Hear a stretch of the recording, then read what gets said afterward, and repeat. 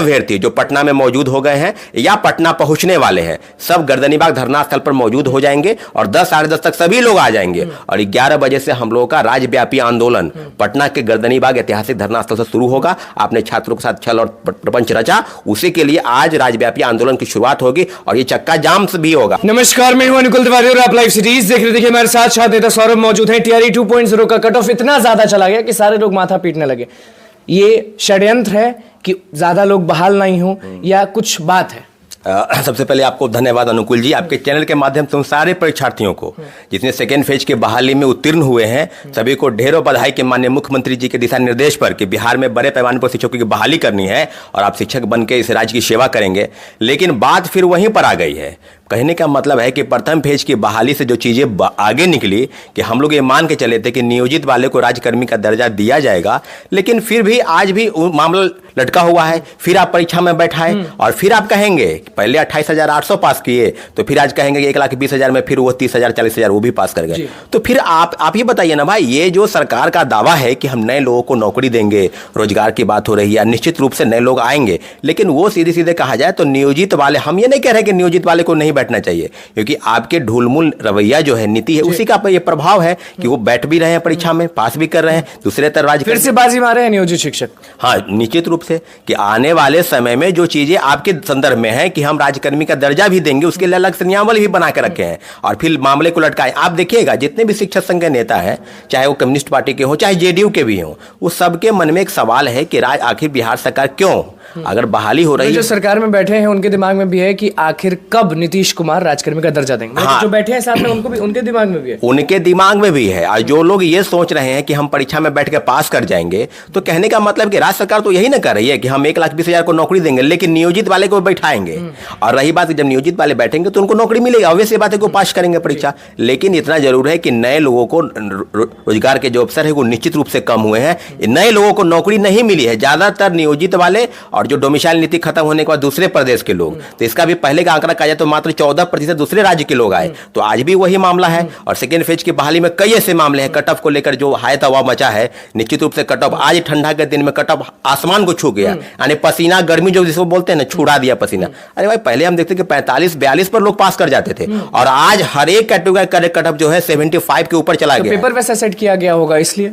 नहीं, कई मामले हैं पेपर सेट। देखिए, हम ये नहीं कह रहे कि कट ऑफ ऊपर जाना या नीचे जाना, सीधे सीधे कहा जाए तो रिजर्वेशन जो है, आरक्षण का लाभ कई मामलों में 50% आरक्षण महिलाओं को दिया गया, सिर्फ बिहार के महिलाओं को नहीं, ओपन कर दिया गया। इससे क्या है कि दूसरे प्रदेश के महिलाएं भी आई, उसका लाभ मिला। कट ऑफ हाई होने के दूसरे कारण ये भी है, जहां तक मैं समझता हूं, कि जो भाषा का पेपर था उसमें आपने 0 कर दिया। जो इतना रगड़ के पढ़े कि हिंदी हिंदी हिंदी हिंदी, मार्क्स लाएंगे, टीचर बनेंगे, और 0 कर दिया, 0 कर दिया गया। तो यही बात तो पहले फेज की बहाली में, अगर आपने उनका समय क्यों बर्बाद किया? प्रथम फेज की बहाली में हिंदी की अनिवार्यता सही थी, सेकेंड फेज की बहाली में समाप्त हो गई। इसके पीछे कई कारण है। अतुल प्रसाद जी कई मामलों के जवाब नहीं दे पाए प्रेस के अगर कहेंगे हिंदी वाले में, तो आप ही तो कहते थे ना कि बेहतर भाषा का अगर इंग्लिश, अंग्रेजी या जो भी उसको जानकारी होना चाहिए, तो क्या सेकंड फेज के बहाली में उनको जानकारी नहीं होना चाहिए? तो कैसे आप शिक्षक बहाल करेंगे? अच्छा, टीआरई 2.0 का रिजल्ट इतना जल्दी आ गया, फिर आंसर की भी जारी कर दिया गया था उसी दिन, फिर भी लोग नाराज क्यों रहते हैं अतुल प्रसाद से? देखिए, खास कारण होगा। देखिए, अतुल प्रसाद जी कई मामलों में हम उनको स्वागत करते हैं, लेकिन सेकेंड फेज की बहाली में जो हाई कट ऑफ गया है उसके पीछे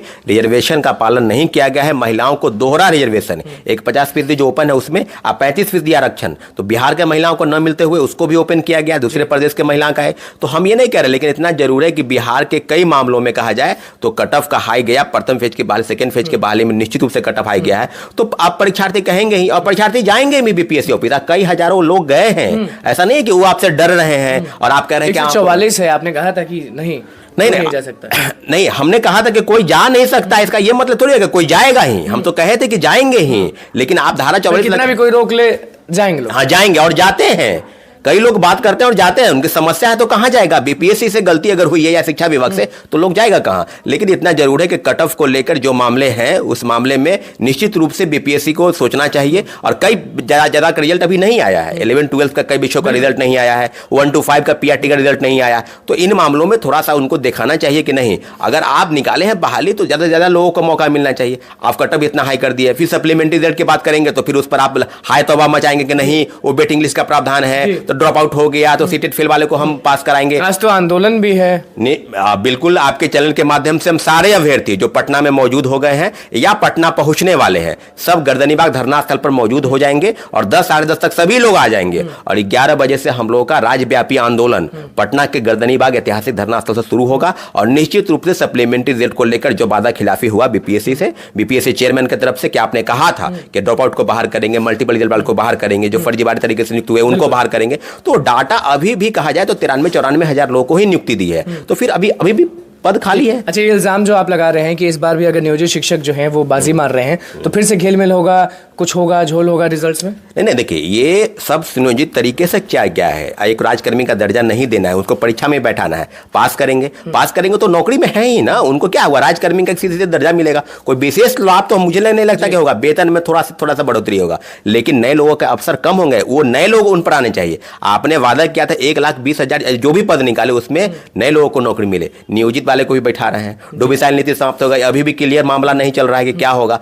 लेकिन इतना जरूर है कि बहाली में जो प्रक्रिया अपनाई जा रही है बीपीएससी की तरफ से, उस बहाली में थोड़े से परिवर्तन आपको करने की जरूरत थी, लेकिन कटऑफ इतना हाई चला गया, अब कटऑफ को लेकर भी काफी हाई तबाह मचा हुआ है। पिछली बार का हंगामा आपको याद है कि नहीं, कि जब बात डीवी की आती है तो सारे लोग माथा पीटते हैं, सोचने लगते हैं कि क्या होगा, और पिछली बार डीवी अतुल प्रसाद कर रहे थे और इस बार डीवी है के पाठक है। हाँ, तो ये इस बात के लिए भी लड़ाई झगड़ा दोनों अधिकारी में हुआ था। कभी के पाठक बोलते थे कि डीवी हम कराएंगे, अतुल प्रसाद जी बोलेंगे हम कराएंगे, लेकिन ठीक से हो पाएगा ना के पाठक जी से डीवी? क्योंकि पिछली बार बहुत हंगामे हुए थे। नहीं, मुझे लगता है कि अगर बीपीएससी अगर डॉक्यूमेंट का वेरिफिकेशन करती अपने स्तर से तो बेहतर होता। के पाठक पे भरोसा नहीं? नहीं, बिल्कुल भरोसा नहीं है, वो तो कर लिए ना काम ना। सीटेट फेल वाले को आपने ज्वाइनिंग कराया, एसटीईटी का डिग्री ने उनके पास ज्वाइनिंग कराया, बीसीए, एमसीए, एमटेक कई सर्टिफिकेट। पिछली बार तो अतुल प्रसाद ने कराया था डीवी।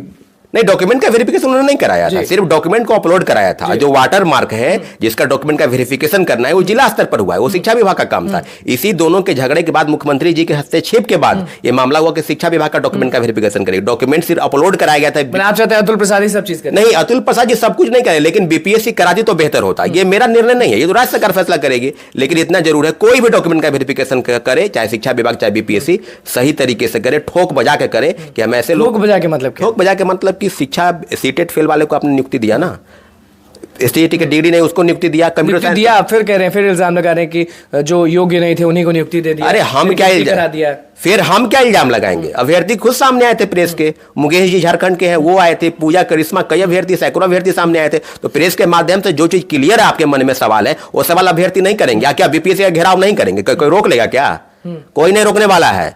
आंदोलन होगा, बीपीएससी गेट के पास होगा। आपने अगर गलत किया है, कट ऑफ को लेकर कोई मामले अगर आप क्लियर नहीं कर पा रहे हैं और आपने भाषा के पेपर के जो जानते थे उसको समाप्त करके जीरो कर दी गई है, तो फिर क्या शिक्षक बहाली के नाम पर? कोई लोग का हिंदी अंग्रेजी का ज्ञान नहीं है, फेल कर जाता है, तो फिर आपको शिक्षक बनाएंगे? कट ऑफ को लेकर कई चीजें हैं, और वो जो बोलते हैं ना कि कई मामलों में हम जवाब नहीं दे पाएंगे, तो ये आप सीधे सीधे जानिए कि बीपीएससी चेयरमैन सर उनको लगता होगा कि हम जो बोल रहे हैं वही सत्य है, वही सर विदित है। इतना जान लीजिए कि सप्लीमेंट्री रिजल्ट पर आपने वादा खिलाफी किया, आपने छात्रों के साथ छल और प्रपंच रचा, उसी के लिए आज राज्यव्यापी आंदोलन की शुरुआत होगी और ये चक्का जाम भी होगा आज से लेकर अब आंदोलन। कुछ लोग पुतला दहन भी कह रहे हैं, कुछ लोग कुछ ना कुछ कह रहे हैं। हाँ, बिल्कुल होगा, क्यों नहीं होगा? पुतला दहन होगा, शिक्षा मंत्री का घेराव करने की बात अगर कर रहे हैं अभ्यर्थी तो वो होगा। अब देखिए क्या होगा, किसका घेराव होगा, यही सबके दिमाग में है। हाँ, किस का घेराव होगा, लेकिन इस शिक्षक बहाली की प्रक्रिया में जितने विभाग और जो शामिल हैं, सरकार के अंग कह सकते हैं, तो उनका आज पुतला दहन घेराव होगा। और आज से शुरुआत है, ये शुरुआत है, अंत नहीं है,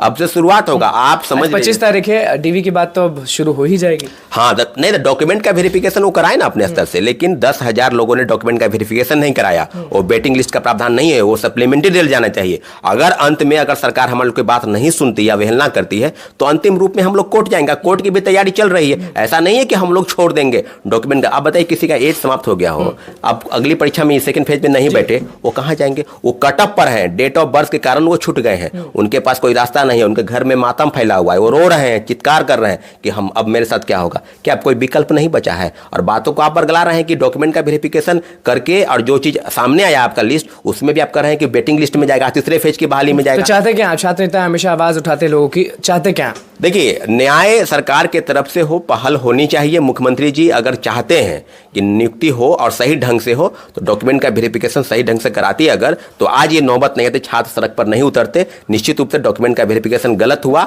और सप्लीमेंट्री रिजल्ट बिल्कुल जायज मांग है। इन सब मांगों को लेकर राज्यव्यापी आंदोलन की तैयारी है और मुख्यमंत्री जी संज्ञान ले। हम लोग मुख्यमंत्री जी से मिलने का प्रयास कर रहे हैं, आवेदन सब तैयार है, लेकिन निश्चित रूप से हम यही कहेंगे कि अगर नहीं सुनाई कोई सुनता है तो अंतिम विकल्प में हम माननीय उच्च न्यायालय के शरण में जाएंगे। चलिए देखिए, छात्र नेता सौरभ हमारे साथ मौजूद थे। पुतला दहन की बात की, घेराव की बात की, टीआरई 1.0 की शिकायत कर रहे थे, 2.0 के कट ऑफ के बारे में बोल रहे थे। क्या कुछ होगा अब? आज से सब चीज शुरू है, हंगामा शुरू है।